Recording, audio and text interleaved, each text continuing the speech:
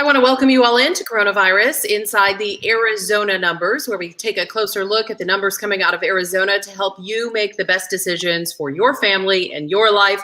Obviously, everybody's talking about schools right now. We'll take some time to talk about that as well. I don't know if I said the date, August 20th, 2021. Did I mention that, Garrett? I'm already losing it on this. No, I don't think you did. It all runs together, doesn't it? Yes, we're it back does. here with you on Friday afternoons. We'll try to take a little bit of a week-by-week broader overview for you. Let us know where you're watching from, and we'll try to tailor that to your area of town as well, although we'll go through some zip codes and some other information for you throughout this conversation. So I think one of the things that caught everybody's eye today, Garrett, was 53 deaths showing up for the state of Arizona. Yes. So let me go to the website. I have it shared. So this is the AZDHS's dashboard. And as you can see, 53 deaths. We have 3,100 cases and 53 deaths reported. That is the highest reported number of deaths we've had since March 23rd. Now, when I looked at where these fell on the epi curve, I can tell you that the vast majority of these are recent. So what does that number do to our trend lines? Well, the trend lines were going down for deaths. They've lurched back up now. It's about 35% more deaths than we had a week prior. Our daily average deaths, though, is still under 20. It's at 18 right now. It had been in the single digits on August 17th at 9, and now it's back up to 18. So it's doubled. This particular report of 53 caused it to double. So now what we've seen from the AZDHS with reporting of these, we having a high death number is not uncommon. We had 34 deaths reported on the 7th of August, and I believe there's a 43 deaths. Sorry, I'm looking at my spreadsheet at the same time while I'm talking. Okay.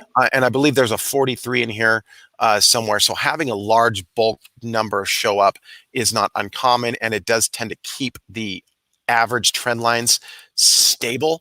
Sadly, we don't want to see stable trend lines with deaths. Obviously, we want to see them go down, but it does keep them stable, and they haven't gone over 20 in oh my gosh, I don't think they've been over 20 in since March or February. Yeah, they haven't been over 20 since the original surge as far as the number of deaths we've had. This is actually, and this isn't even the highest we've had. We actually had a 19 on August 9th, so we're actually a little lower than we were in early August as far as the number of average deaths we were having a day. So one thing I want to remind everyone, as we've seen in each of these surges, as we've walked you all through this throughout the last 18 months, we see a surge in case numbers, followed by a surge in hospitalizations, then sadly followed by a surge in deaths. So are we starting to peak in any of those three metrics? So we might be peaking in the cases metrics. Let me see if I can pull that up really quick on my data. Sorry about that. That's okay. Let me just pull this up. And while you're doing that, I just want to remind folks, as you're pulling that up, the total number of cases here in Arizona since the beginning of the pandemic now at we're approaching 1,979,000 cases, and sadly we've lost more than 18,000 people, 18,561 Arizonans in all of this. So I know we talk about numbers here, and I say this so often, we always remember that there is a family and a loved one and someone very special behind each of those numbers. But we look at these numbers to help gain a better understanding of what's happening so that everybody can make the best choices for them. So here's the epi curve. This is your own epi curve that you're this is my own epi curve. This is the internal epi curve that we use. And it is, when I say epi curve, because we haven't used that word in a long time, what we report every single day, what all the news media outlets report every single day, is the reported number. So that is a collection of any new cases that they have. But those cases and deaths and hospitalizations can fall in any number of places on when they occurred. I mean, there are times, because there's a lot of research with COVID-19, there are times when a death or a case might even be coming from 6 months ago, and it's added to the curve. So the epi curve is the best, most recent data we have to show what's going on right now. So what we're seeing right now, this yellow line is the 7-day average for the epi curve, and you can see that it obviously has been increasing pretty dramatically since July of 2021, but you can see the 7-day average is starting to curve down just a little bit. It's not a big curve down right now, but it's sort of hopeful.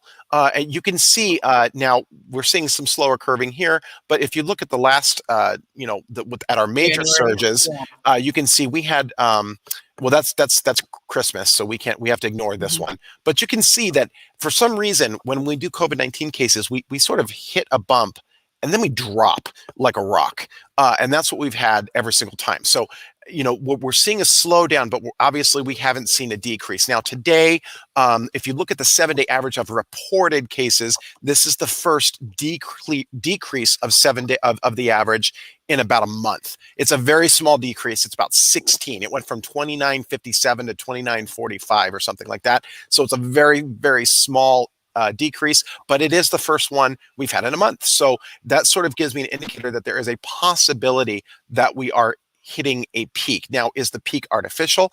It's hard to tell.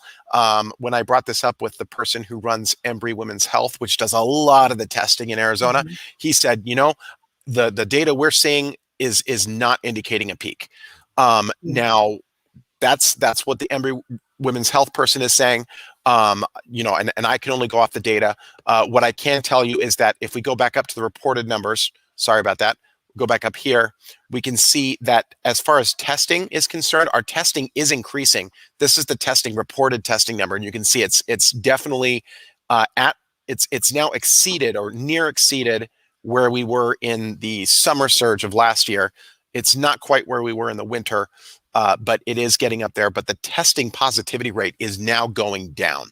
And so basically there are more tests, but we're not seeing an equal number we're not seeing a proportionate number of tests coming back positive. So there's just more tests going on, but not the same number of people that are testing positive. Yeah, that could be an indicator of other illnesses going on in the community, or other things that lead people to think they need a test, or possibly more like, let's say, universities or workplaces that are requiring tests of all employees, not just those who are feeling symptoms at this time.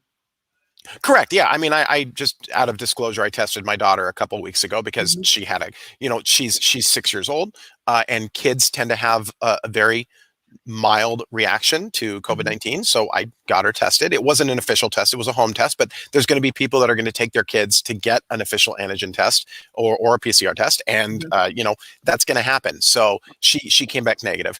But people are doing that now. People are taking their kids and getting tested because this curve, this increase is being driven by the younger demographic. There's no mistaking that. Everything we point to shows that, especially the under 20 demographic, those numbers are rising very quickly. And we highlight under 20 because that's how the state of Arizona breaks it out for us. And we'd love to have those numbers drilled down even more. Boy, if we had anything we could wish for over the last 18 months, that would have been high on the list. So with that said, with that under 20 group, I want to talk about what we experienced 1 year ago as you and I were on these updates on the daily.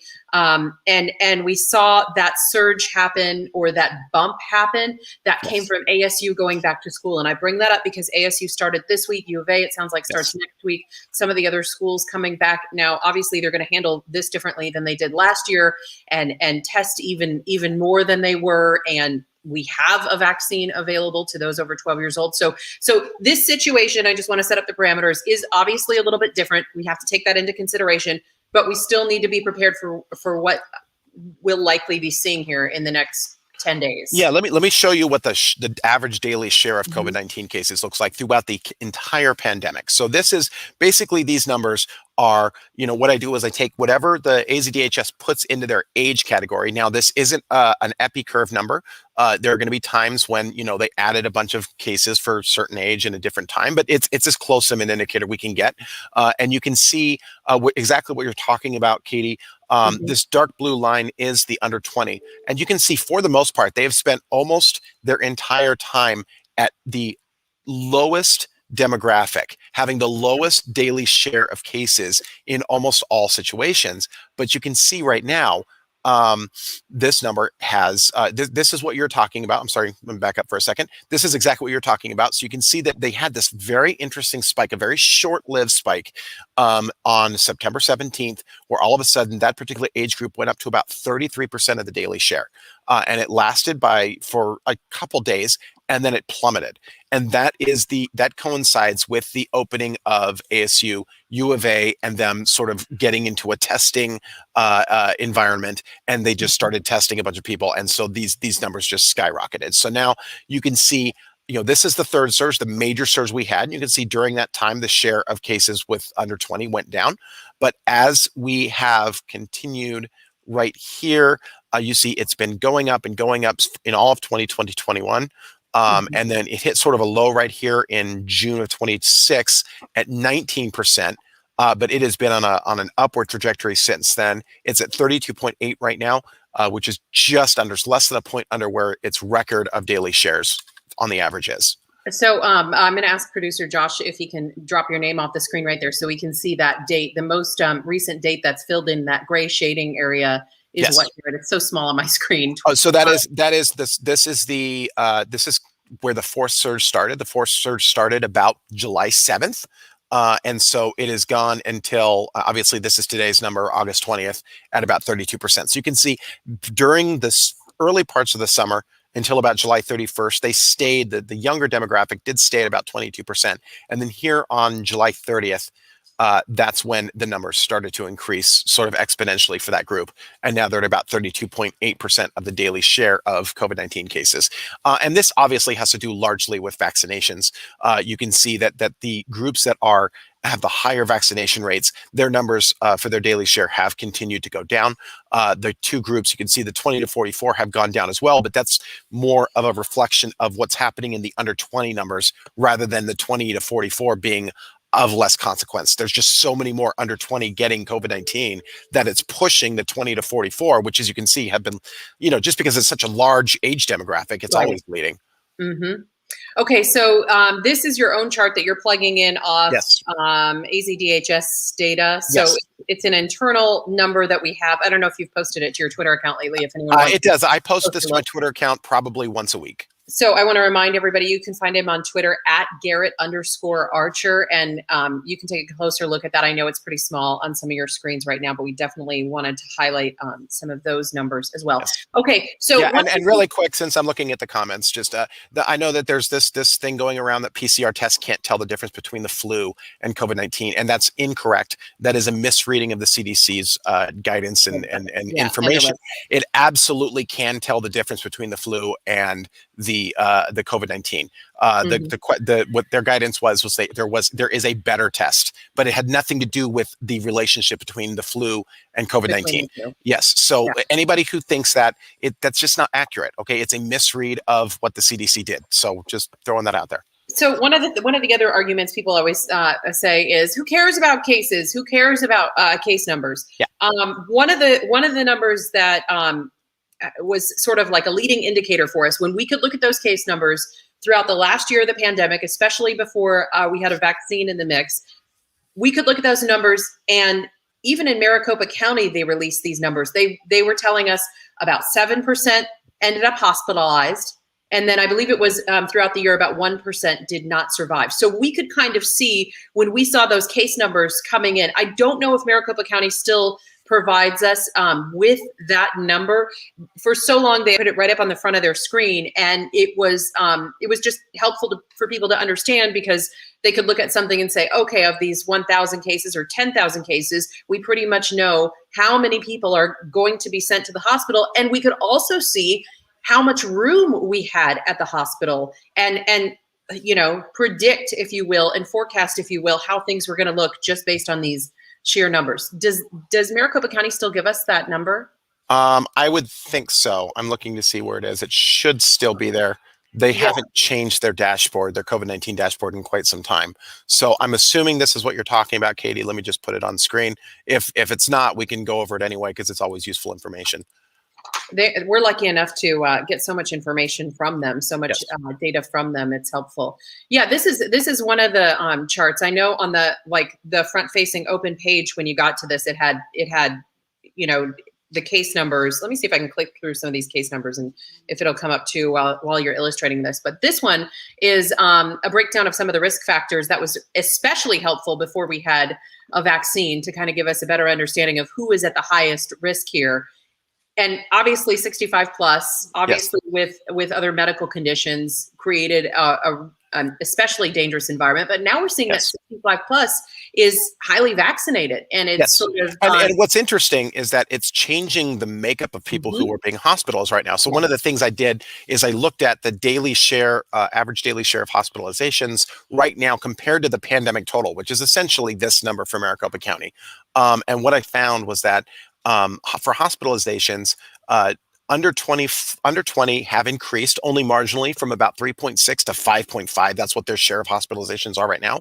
But the 20 to 44 demographic, they've gone from 28% to 21%. So you can see this says 22% for 20 to 44. But right now, that number is 28% of recent hospitalizations. 45 to 54, or excuse me, this says 45 to 64. So I can't do the math in my head on that right now, but it's about correct.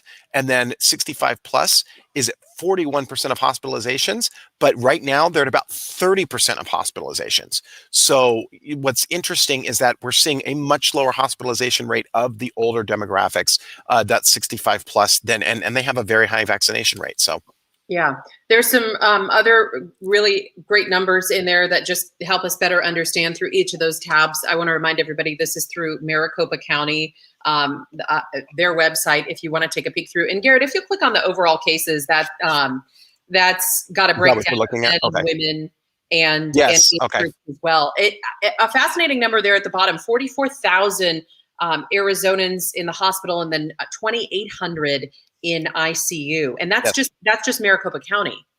Correct. And that's the total number, of course. So that's 44,000 Maricopa County residents have gone to the ICU, which was our hospitalization 7%, 2,800. So 0% of all Maricopa County residents have gone to the ICU.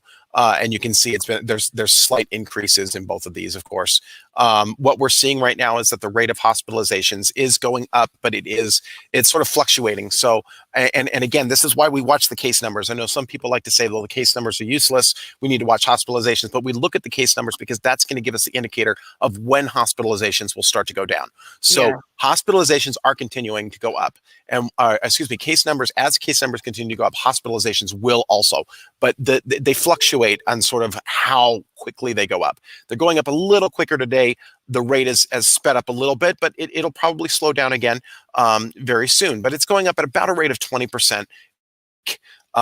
And as soon as we see cases go down, then we'll start seeing hospitalizations go down as well. Yeah, we can watch those other numbers follow. So I just want to remind everybody again, this can be found on maricopa.gov. It's right when you open the page there. It's got a lot more information, especially for those of you in Maricopa County. Now, Garrett, we touched on hospitalizations there. How full are our hospitals at the moment? I know you get numbers from a lot of different places that give us a look at ICU, and there's been a lot of questions about how full pediatric ICUs are, and truth be told, it's been difficult to get an answer from some of the pediatric hospitals around town about how full or near full their situation is, because they don't want people to be skipping out and going to the hospital. If you need medical attention, you need to go seek it, not be concerned that it's going to be a long wait there. And that's one of the worries in all this, that if your kids are in need of medical care, please go get them the medical care they need. Don't be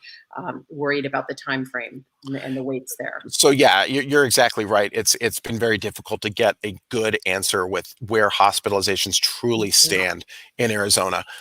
This is sort of what we get. I'll show you the couple places where we have, and as well as the AZDHS data. But as soon as this thing loads, sorry. Now, so come on, load. As you're waiting for it to load, Alex is asking a question. Do you think it would be better to break up the 0 to 19 demographic into 0 to 12?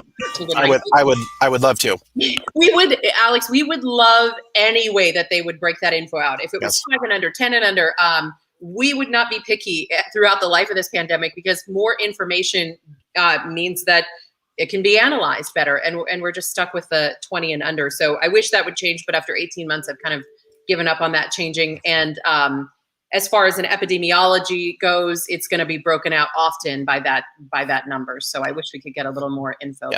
That's the best breakout we have for the state of Arizona. Yeah, it's funny. I just saw something come across our email about pediatric offices running out of rapid tests, and Yeah. I can tell you, I had to search for 4 different places to To find try a to get your rapid daughter to get a tested? rapid test to get my daughter tested. I had to go to 4 different drugstores to get a That's what rapid I've heard test. too. They are so hard to find right now because no one wants to subject their kid to a PCR test, so they want to do the antigen test I because know. the PCR test is so it's really, if you've not done one, it Yeah. can be invasive to it feels weird. And Well, I so, told you I took my yeah, 3-year-old to get one. Let's see, it was last September or October for before having to be in the hospital for something totally unrelated. yeah, But before they would do the procedure, he had to have one of those tests. I thought it was going to be awful. Mom's preparing yeah. herself more than the kids are, and really they did it, and he was like, And okay. he didn't even bother it. I That's think. great. I mean, That's great. yeah, they're just so like caught off guard, as I'm sure we all would be if we didn't know what was about to happen there. It's probably more uncomfortable for the So adults. let's look at the hospitalization data. Sorry, that was sort of a tangent. No, that's So okay. this is what we have from the CDC. So Hmm. this is the U.S. hospital data, and you can see that for 0 to 17, the rate of hospitalizations, while still very low at 0.35 per 100,000 for this age group, it is at the highest it ever has been for the pandemic. Now, this is all the United States. So I'm going to look at only Region 9, which includes Arizona, California, and Nevada. And you can see that our hospitalizations for 0 to 17 are not at the highest they've ever been. You can see that was at the winter surge. Ours is about where they were in July. That's what the CDC shows for, but of course, we're talking about California, Nevada, and Arizona, but especially California is going to, they're such a large region. Their number's gonna play a big part of that Hmm. particular number. So just something to think about for that. I do have. Let me see if I can get to the other one. Get rid of that, and And this then that's right there on the CDC's that website. is the CDC's data tracker. Yeah, Yes. Jeff was just asking, is there a place where you can find all the links you mentioned in the broadcast? We try to go through each of them. Jeff, you'll see that posted right there on the screen now for that CDC tracker. I know it's kind of a long address. We don't have them listed out after each broadcast, but we definitely try to make sure that we're teaching you guys where to find all of this stuff. So that's the site for that. And looks like, Garrett, it's got some overlays where you can click on to get the specific info And for here's age or location. here's another one. This is a surprise to producer Josh, so I'm sorry. This is called gis.cdc.gov. So it's again a CDC number, but it's at a different place. It's from COVIDnet. I'll put this in the chat really quick, just so that if you can put it up there. But it's right there. And what this is this one actually does give us a little bit better breakup. But again, this is U.S. numbers. That's the best we have. But we do have this broken down hospitalizations by age. You can see 0 to 4. And we're looking from March of 2020 all the way, and we are seeing some pretty high numbers for 0 to 4. They're at where they were essentially during the big surge that the country experienced.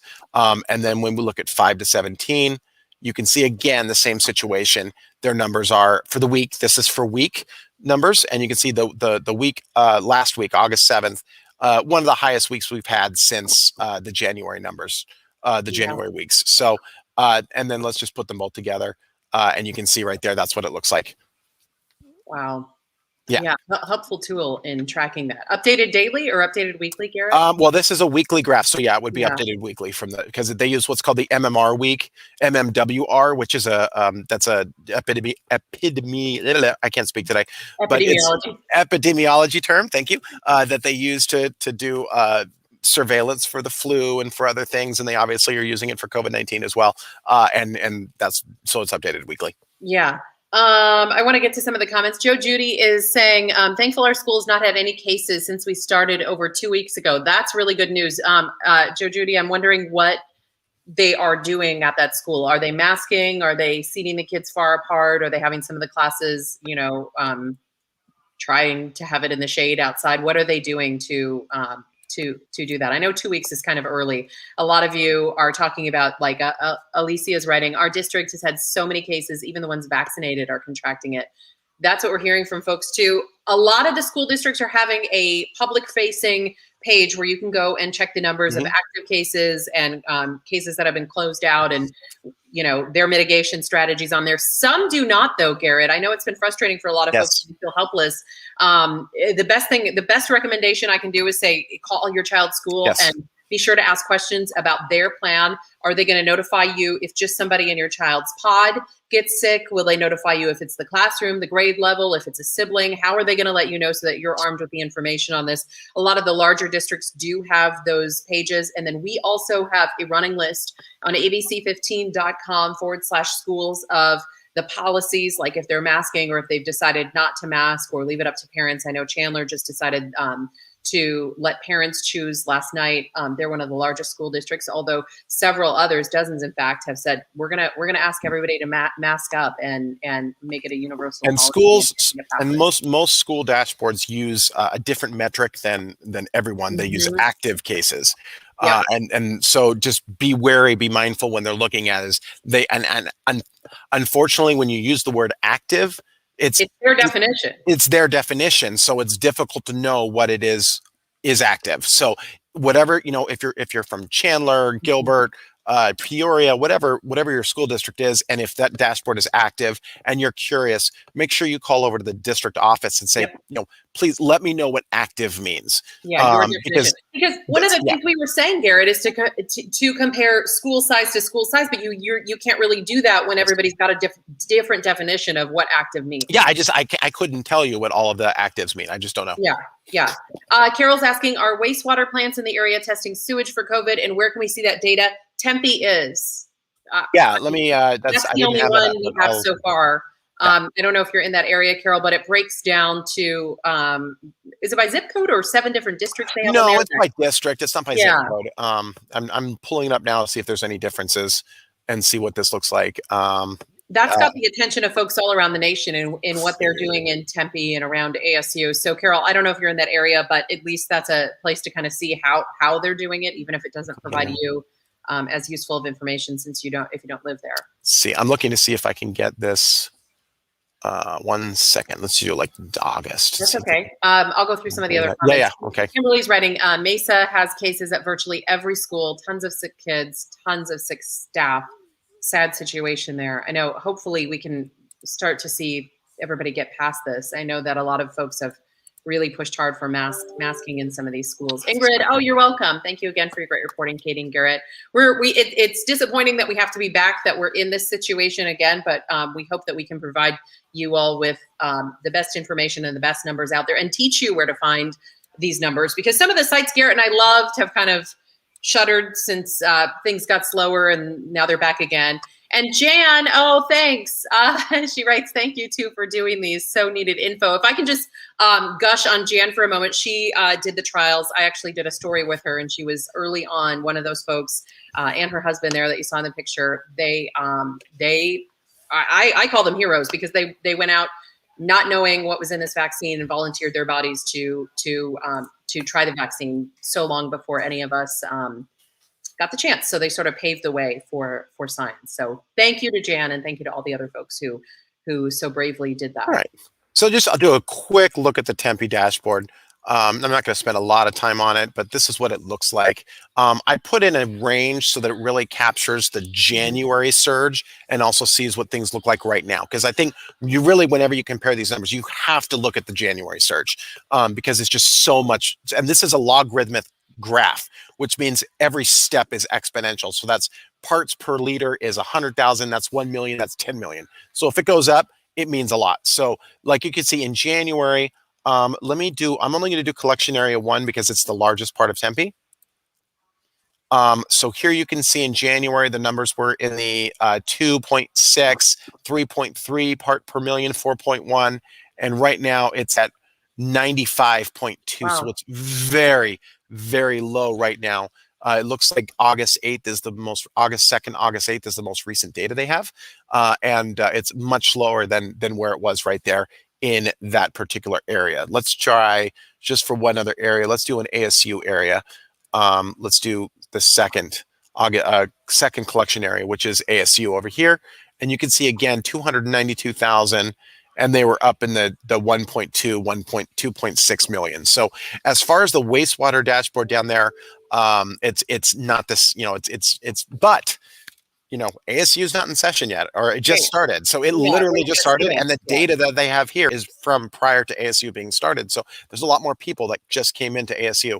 And Right. so when this number sort of rolls over in the next couple of weeks, it's going to be interesting to see what that number looks like now that the students are back in town. Yeah, we'll be sure to keep updating that throughout these next few weeks that we're here with you. Okay, how about some hopeful news and all this? The vaccination numbers. Are we doing any better in Arizona? I feel like We this are. surge has inspired some who were kind of holding off to maybe go get the vaccine, and others who are saying, "Wow, I don't want to get in that whole booster mess. I want to get it done before everybody starts showing up for their third booster. Yeah. I don't want to be waiting in lines." So yeah, almost. By the way, almost nobody's. I mean, right now, it's the number of people that qualify in Arizona for a booster is under 2,000. So, as far as the people who are legitimately in that 8 months, legitimately, anyone could just go get it. We've had just go get it. But yeah, we've had 1.1 million people across the U.S. And climbing every day go do that already. But technically and hopefully that is reserved for those who really need it the most, who are compromised or battling cancer or other things. Yeah, if we look back at 8 months right now, we're looking at, like you said, the immune compromised as well as the medical profession, and that's it.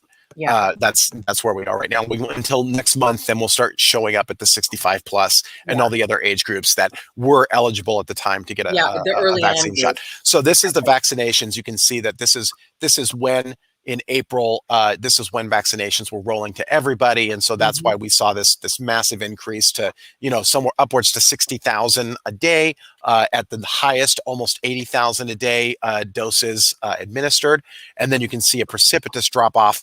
And then here, this is during our surge right now, and you can see we do have a noticeable increase in vaccinations, followed by a slightly smaller decrease, followed by what is now again a slight increase. And so, and when you look at where this data is, it is in that younger demographic.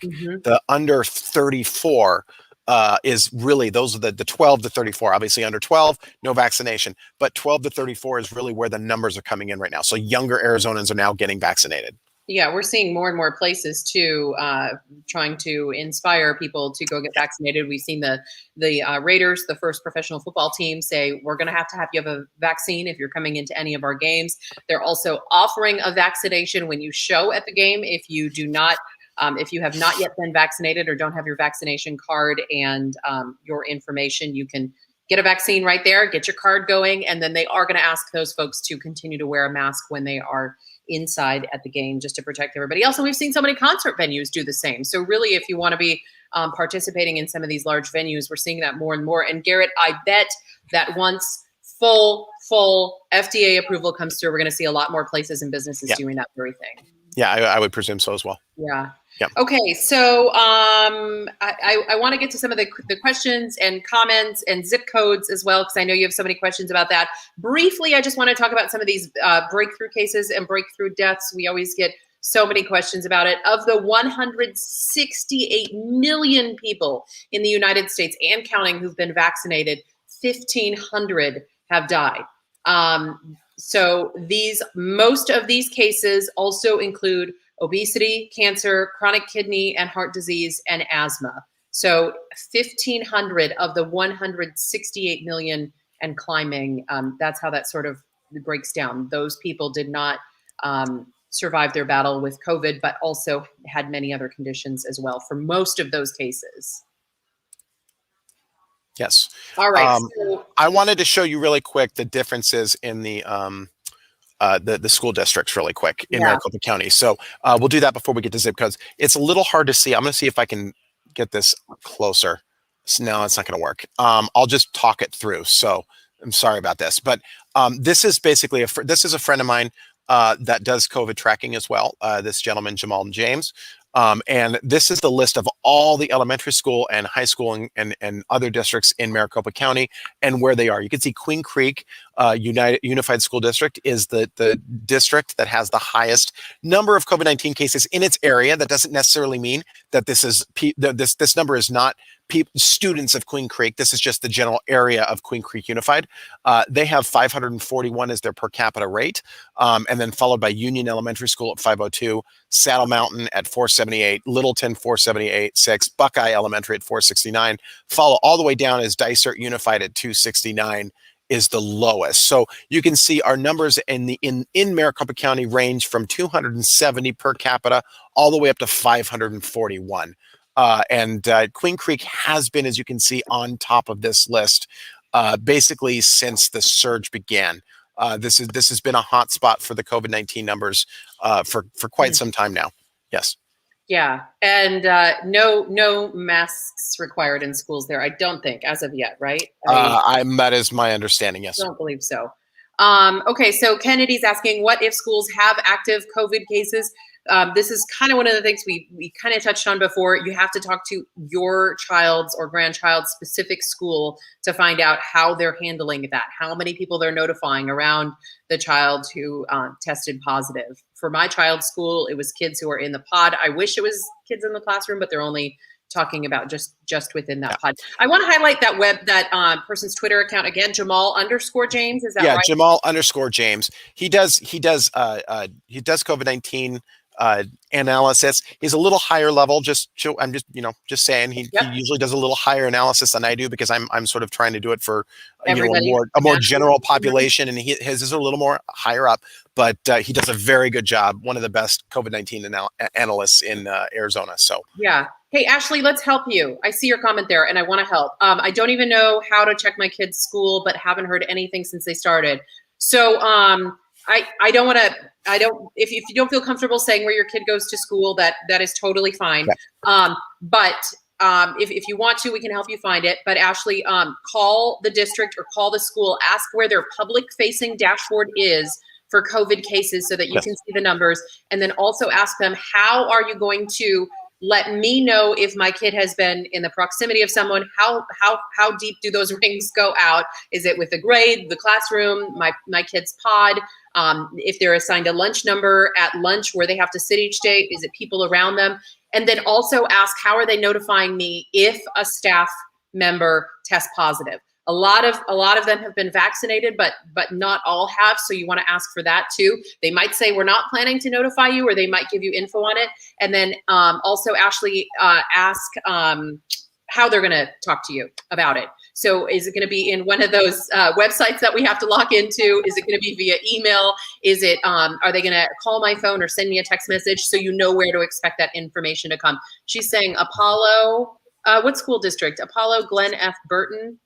I don't know all the schools here. Let me think. Apollo is. Yeah, I wouldn't know. It's Glendale. So I'm trying to think what the school district is so we can help you find it. Glendale Union. Yeah, that would be. Yeah, it'd be Glendale Union. Yes. So let me see if they have. Let me do some peeking and see if they have a forward-facing or a public-facing board for you. Otherwise, you can just call over there too. But ask all of those questions.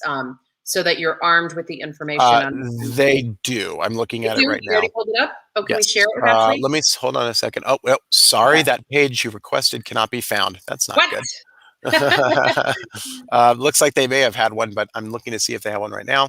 And I mean, no, not right now. I'm not seeing it out there. Yeah, they may have had one and they've pulled it. So yeah, so Ashley, it'd be worth a call over to the school just to see. They might say, oh yeah, we have a forward-facing board, and let us send you the link or whatever. But then at least you'll know. So happy to help you. She write, thank you.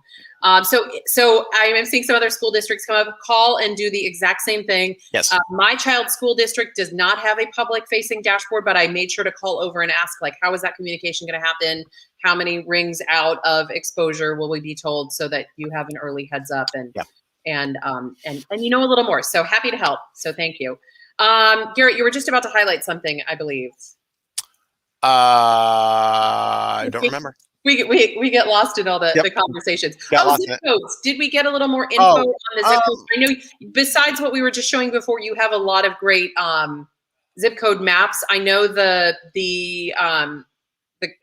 how should I say it? Like the legend is a little bit more difficult to read when they're all just showing up red. Yeah, you can highlight just a few of the numbers. I'll look at that. I haven't actually updated my zip code map in a while. My personal one that actually changes the colors a little bit. But I have the Maricopa County one up. This is what it looks like right now. It hasn't really changed its character from what it was last week. Pretty much everywhere is in the substantial. I said Queen Creek is typically the highest at 490. It was at 511 last week, so it's gone down just a little bit. And you can see that's going to be what we see pretty much everywhere, where Queen Creek is going to be the highest. Yeah, and that seems to be taking there's one right here, Buckeye at 542. So this zip code right here, 85396, looks like it's slightly higher than Queen Creek, but those two seem to be the highest right now. We are seeing a situation in which the suburbs, the outskirts of Maricopa County, are having higher transmission rates than the sort of the inner city, the zip codes that are inside the city. And that seems to be the case. There's one right here, 85007 has a very high one right here. But this is also a congregate setting. Hold on, that was 85009.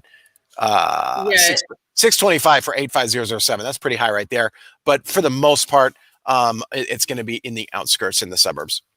They have had a high number throughout a lot of the pandemic. I remember our zip code at the TV station is 85008. So just watching that area pretty closely. All right. Just anecdotally, I'm curious from you guys in the comments, are you seeing people?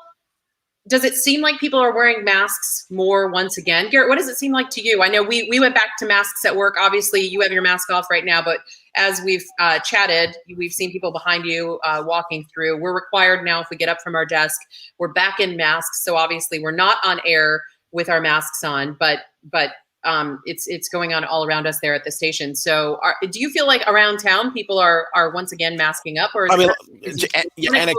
anecdotally, I took my daughter I walked my daughter to school today, and I did notice a lot more kids. I'd say probably 15% were wearing masks, whereas when we started, that number was effectively zero.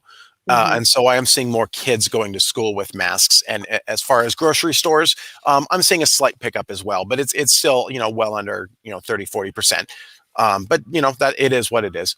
Yeah. Jenny saying, no, not seeing as much. Also back to networking. So people are seeing, sort of a mixed bag out there. It's interesting. I'm seeing fewer with masks on, when it seems like more would be vaccinated. I don't know if that's, again, anecdotally, they're at the gym, they're doing different things like that, but I don't know. And then our kids are all masked up going back to school. So yeah, Sean's writing, we went back to masks at work. If we leave our desk, doesn't see a big increase out in the public. Interesting. Thank you, Sean, for weighing in. Thank you, Jenny. Siska's writing, we started wearing masks again at Litchfield Elementary School District. Yep, a lot of the schools adding it back in as well. So thank you for weighing in on that. It's always interesting to see. I mean, I remember back in the day we were talking like, do you wear masks at the drive-through? It was before the vaccinations were out. It was just interesting to kind of hear from you all and your perspective on this. All right. Okay, Garrett, it is Friday. We are running out of time. And I always ask you what numbers you're going to kind of keep a close eye on this weekend. Well, we're going to be looking to see if our cases are in fact going to start.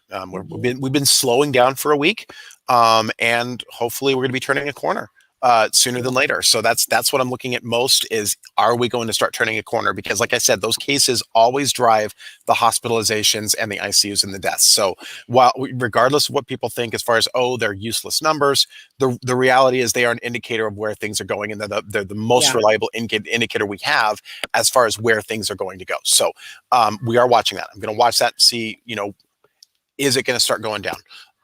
That's the most important thing for me right now, as far as just, watching the data. So as far as ASU numbers sort of coming in, do you think by next Friday, when we meet here again, we'll have a little bit of a better idea? Yeah, I think so. What I would say is, yes, ASU just started. I would say that if there are numbers that are going to go up because of ASU, we do not have a backlog in testing like we did last time. Back when ASU started up last time, there was a massive backlog in testing, a good 20 to 25 days. Right now we have no backlog. So if there is a increase in COVID-19 due to ASU, we should at least start seeing an indicator of that next week. But again, we'll be watching. We'll look at the zip code. We'll look at U of A zip code. We'll also look at their numbers to see what they're starting out at. Right, a baseline a baseline of where they're, how quickly they rise compared to other places. So, we'll be watching that to see if it's going to impact the numbers. Now, most of the, I said, cases right now are coming from under 20. And so if numbers are to come from ASU, U of A, then obviously those numbers are going to continue to drive the narrative. And right now they're about 35% of cases, it would continue to increase. So, yeah. All right. We want to let everybody know where you can find us and send us your questions throughout the week that we can hopefully help answer. And Garrett's Twitter account for that is at Garrett_Archer. Such good information on there all the time. And that's where you can find him. My Twitter account is at Katie Rammel. And, whenever I include you in a tweet, Garrett, it just kicks off. It's just it's so crazy. You're very popular on there. And then my Facebook page, facebook.com/news from Katie. I appreciate when I see so many names there in the comments then showing up over on my Facebook page, because we try to continue the conversation throughout the week as some of these headlines come in. And our reporting on coronavirus can be found abc15.com/coronavirus. Remember, our schools page is very helpful for some of the stuff we spent a little bit of time on here today, and that's abc15.com/schools. If you have any trouble finding your school's dashboard, let us know. We'd be happy to walk you through that as well. And let's see, our next newscast coming up shortly here. I got to buzz over to the station at 4, 5, 6, and 10 p.m. We're also on CW61 at 9 p.m. for those of you who are ready to head to bed a little bit earlier. And a lot of these numbers come out at in the early morning hours around 9 a.m. or so. So if you want to stay updated with AZDHS throughout the weekend, that is the best place to do it. Garrett will likely still see an increased number on Saturday, and then slower reporting days coming up on sometimes Sunday and Monday for sure. So we'll be back here to walk you through it next Friday. In the meantime, everyone, please stay safe out there.